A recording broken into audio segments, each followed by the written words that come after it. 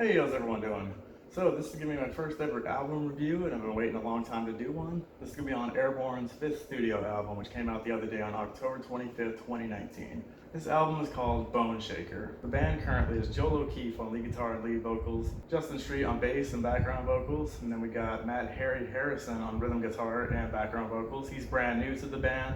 David Rhodes left a couple years ago. And then we got good old Ryan O'Keefe on drums. Let's go through the track list. First, we got the title song, Boneshaker. And I also did a song review on this one.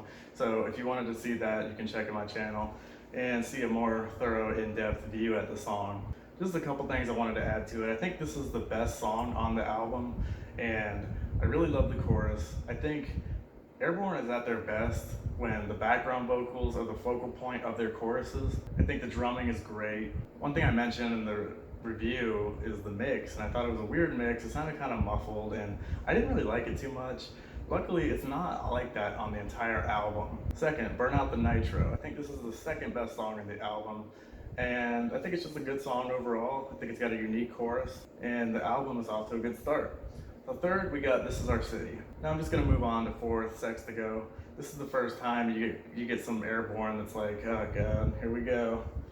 Some cringe, because I don't know about you guys, but I kind of cringe when I see song titles like this or songs that are so blatant like this. It just reminds me of the Velvet Revolver documentary where they're looking for a singer and they bring some guy in. He's like, oh, I wrote a song about strippers and it's called Stripper Girl.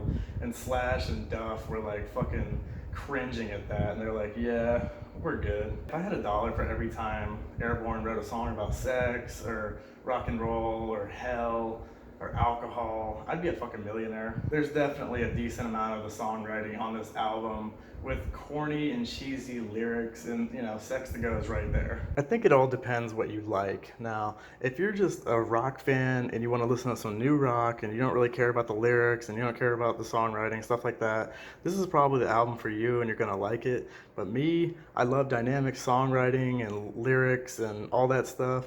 So when I see stuff like crazy, obscene, gonna kick you in the spleen, that's just, I don't know, that's just cringeworthy to me.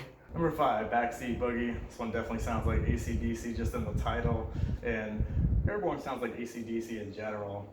But this one, I feel like is a poor man's Blonde, Bad, and Beautiful. I like that song, but this one I'm not a big fan of. Just doesn't do anything for me.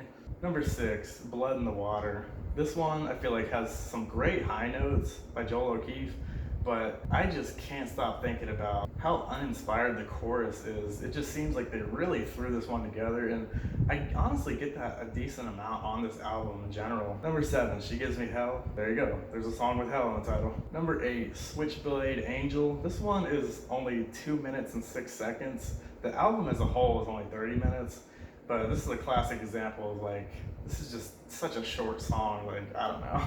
Just too short for me. Number 9, Weapon of War. I think this is the third best song in the album. The third real quality song in the album, even though I still didn't even put it in my library or anything. It's kind of unique. It's got some spoken word in the beginning. It's got a lot of progression changes, which is nice, and just a lot of dynamics overall. You can definitely tell they put a lot of time and effort into this one, and I'm glad to see that. I just wish they would do that with every song. I'm not saying do every song like Weapon of War, but I'm saying put as much time and effort into every song. And then 10, Rock and Roll for Life. I mean, come on, there's no thought into that title. This one just screams Let There Be Rock by AC/DC. The riff is virtually the same. So that's how the album ends.